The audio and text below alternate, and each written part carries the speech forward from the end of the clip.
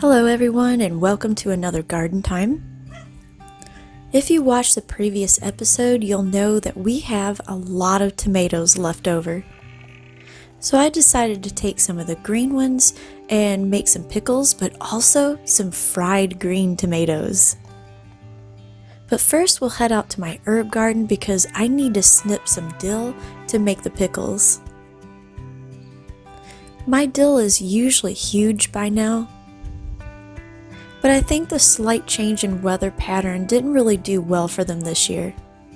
We experienced a lot of heat, then frost, heat, and then frost again. And I think it may have stunted them a little. But they did produce some, so I still get to use some fresh dill.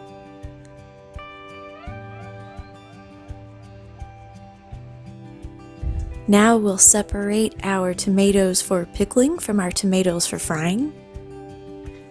And we're going to use a really simple recipe today. But first, we need to wash all these tomatoes. And then began the tedious task of de-stemming them, which did take me a while. And now in a saucepan, go ahead and heat up your water and vinegar. And while it was heating up, I went ahead and got our other ingredients ready. I used a combo of garlic, dill, and peppercorns. And then as soon as your water is simmering, go ahead and dissolve your sugar and salt.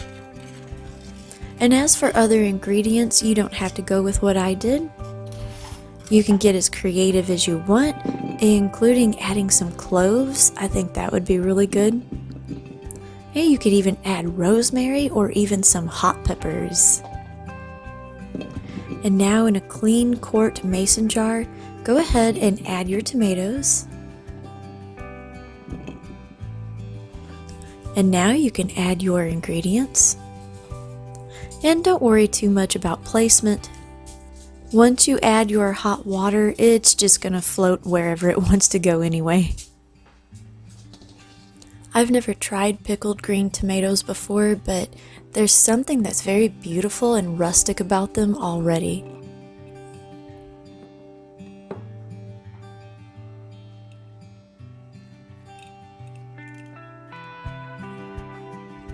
And now the fun part, we get to fill it with water and watch them float.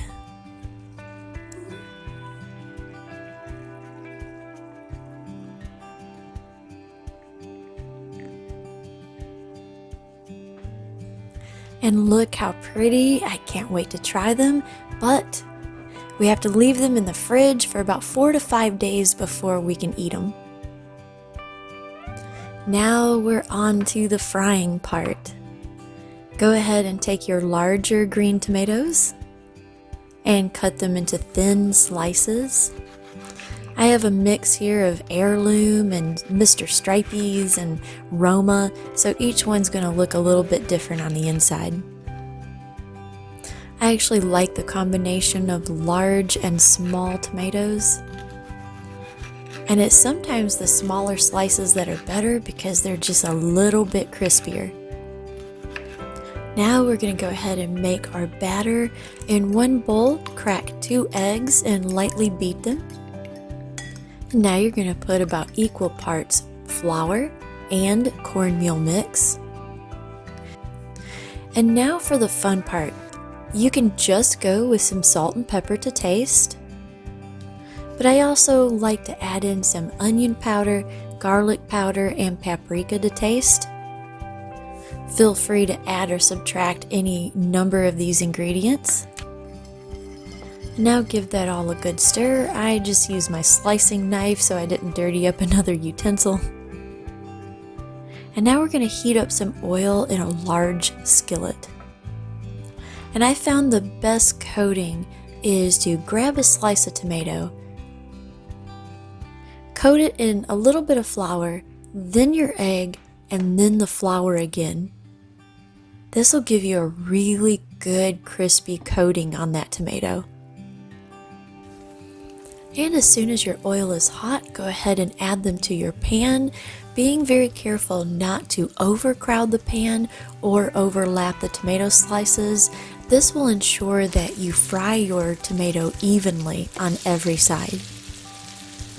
And don't forget, once one side is fried, go ahead and give them a flip over and let them fry until they're a really beautiful golden brown color.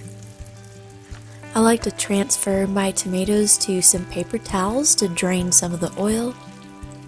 And there you have another good recipe for some garden produce.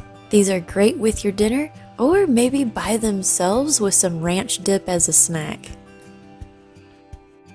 And if you like historical cooking and unusual cookbooks, here's 2 more videos you might enjoy. And make sure to like and subscribe for more foodie adventures.